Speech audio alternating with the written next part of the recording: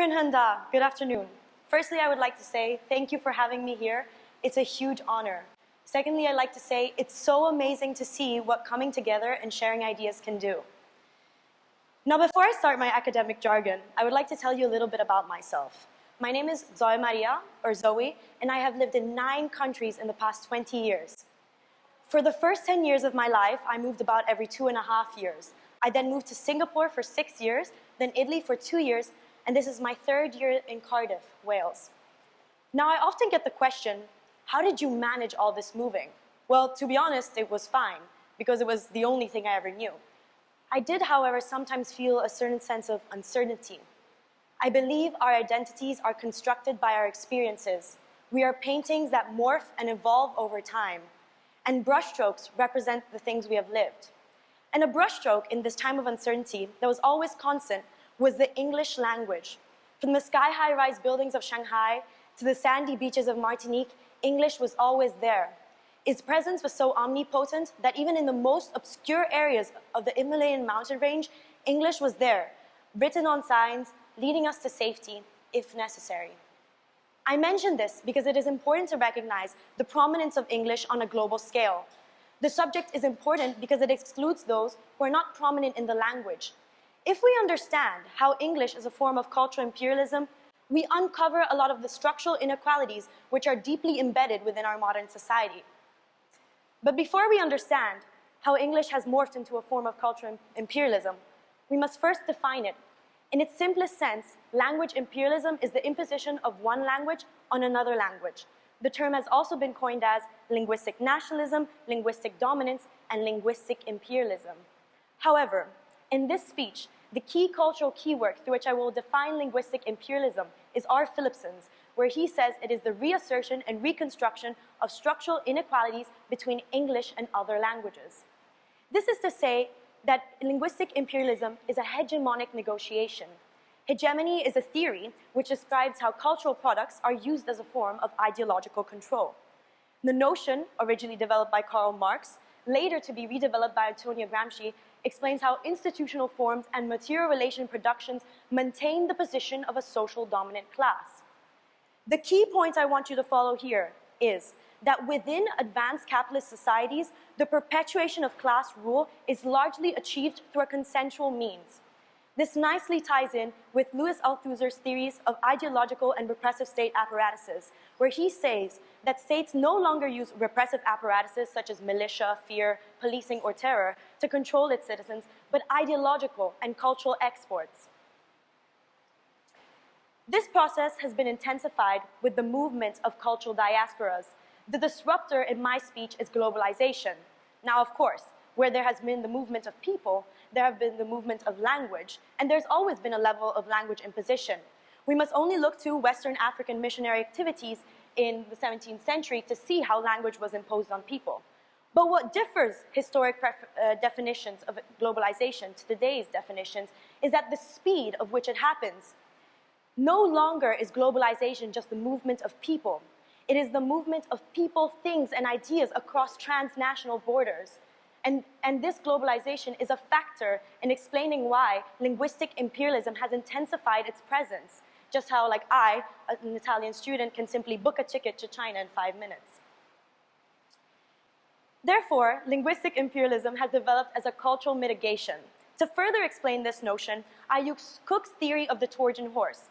Now, in the colloquial version, the Trojan horse was a big wooden horse disguised as a gift, when in reality there was an army of men inside. English is the same. On a superficial level, it is a global language, a lingua franca, when in reality, it only reasserts and reconstructs the dominant power structure which perpetuate the ruling of a dominant class. To further this notion, I use the example of Pakistan. So basically, in Pakistan, there is a crisis because the government cannot supply the public demand for English. The article essentially said that policy welders and political elites sustain this notion. Essentially, Pakistanis see English as the key which unlocks the door to economic power. This is an example of how English is used as a form of social currency. Parallel to that example is that of Nigeria, where as a result of colonial history, English is one of their first languages. Yet, Nigerian students still have to take the international language exam. This is an example of how the hierarchization of language is parallel to that of race and ethnicity. Now, some may counter my claims and say, well, Zoe, actually, languages can organic developly amongst English, and hybrid languages can be created. And I agree, and I respect that, because I know that we are not passive possessors of Western hegemony. However, even in these constructions, there is a dominant power structure. For example, Hinglish.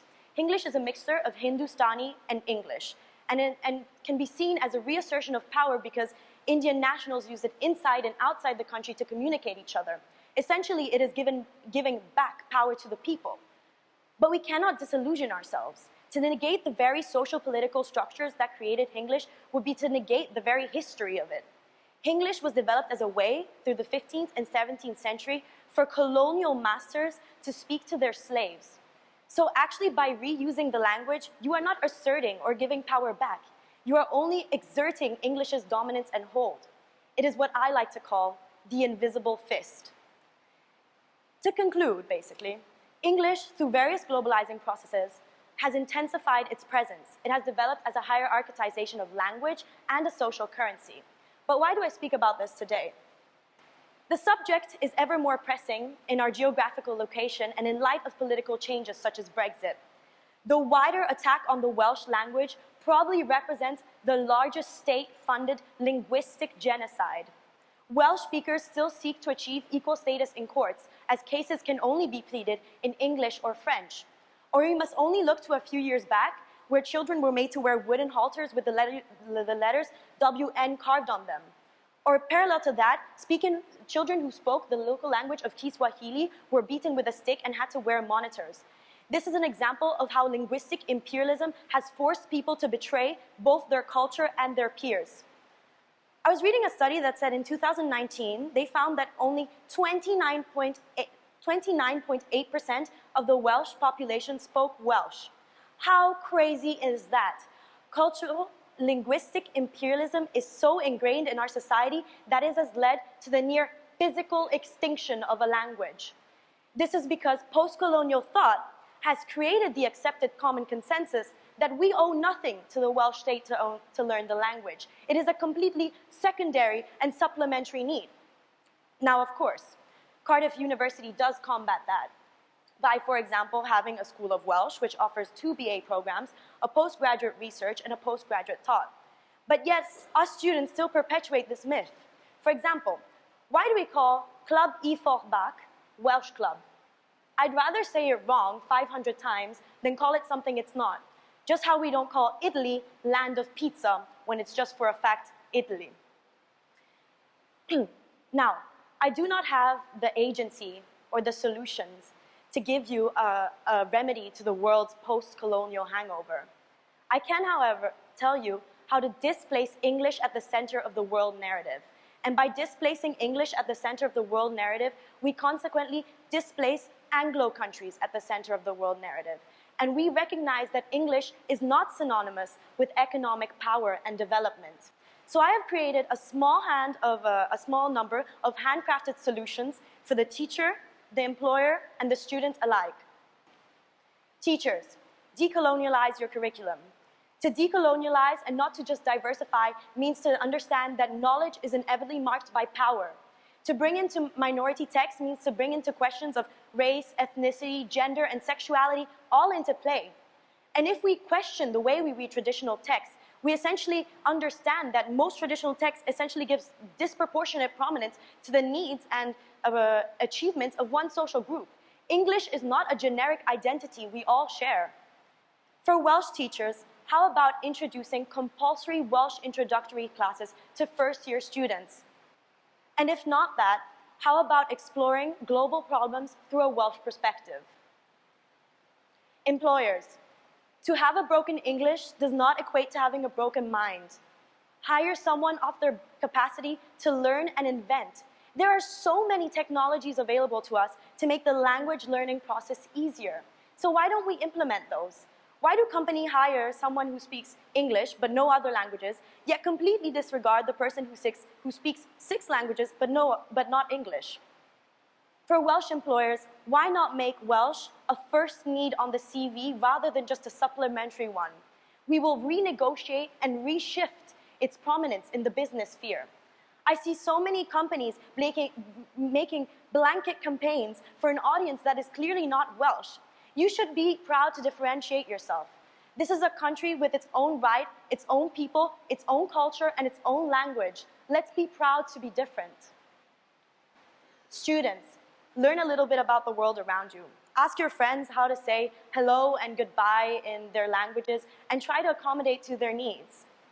If we do this, we start to understand that English is not something that dictates the way we see the world, and it is not the dictation of culture either.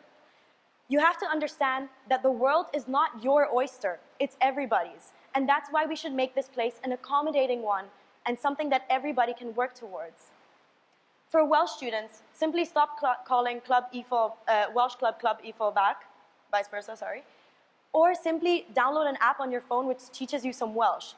And even to add on to that, request institutional change. I believe the more we think about something and the more we acknowledge, the more it actualizes. And when something actualizes, we can actually make a real impact and change. I believe linguistic imperialism is a big problem because language is the sole medium through which we communicate. It's the way in which we tell others we love them, in which we make economic, institutional, and social policies. Language is the most important thing we have. Alone, we cannot do anything. But together, we are a force. My name is Zoe Pace, and thank you for coming to my TED Talk. Dilok.